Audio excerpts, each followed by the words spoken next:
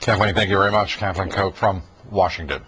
The Bush administration under fire tonight for its refusal to release critical information in the case of imprisoned former Border Patrol agents Ramos and Compean.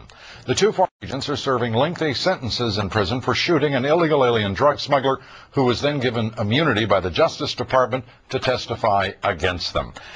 Last week, a Senate Judiciary Committee hearing led to the call by Senator Dianne Feinstein, Senator John Cornyn, Democrat and Republican, seeking a commutation of their sentence by President Bush. Now, a public interest group, Judicial Watch, is suing the federal government. Judicial Watch demanding to know the role that the government of Mexico played in the prosecution of the two agents. Lisa Sylvester reports.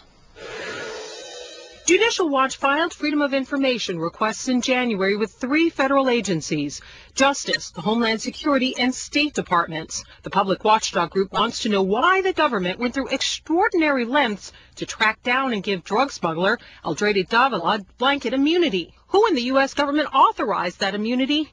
And what role, if any, did the Mexican government play in the prosecution of the border agents? We had monitored the case of the prosecution of the agents Ramos and Compean, and we really felt compelled that there was more to the story, that not everything was getting out into the public. And we did some analysis and determined that there had to be records that existed of communications between our government and the Mexican government concerning the prosecution itself, any deals that were brokered with the drug smuggler. When the federal agencies failed to produce those documents, Judicial Watch sued.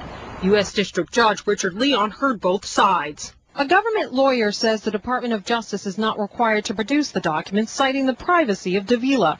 Quote, "We don't believe there's sufficient public interest that outweighs privacy interests." But critics, including congressional lawmakers and the National Border Patrol Council, accuse the federal government of stonewalling and double talk. The president and this administration have been resisting all efforts to get to the bottom of this. What are they trying to hide?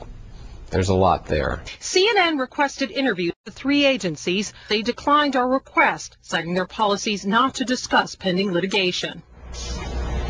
Now, the judge has given both sides until Friday to submit any additional information on the case, and he is expected to make a decision soon thereafter. Now, interestingly, while the Justice Department is citing privacy concerns, State Department is taking a completely different approach. Late Friday, they submitted 6 pages of documents. They said they believe they have met their FOIA obligation. Judicial Watch took a look at those documents and said it answered none of their questions. They say it was a bunch of baloney. Lou? A bunch of baloney. It has been the attitude of this government, the arrogance of this government, from the U.S. Attorney's prosecution of these 2 agents to the point that it's just inexplicable why this administration has gone to such lengths to carry out such an outrageous miscarriage of justice.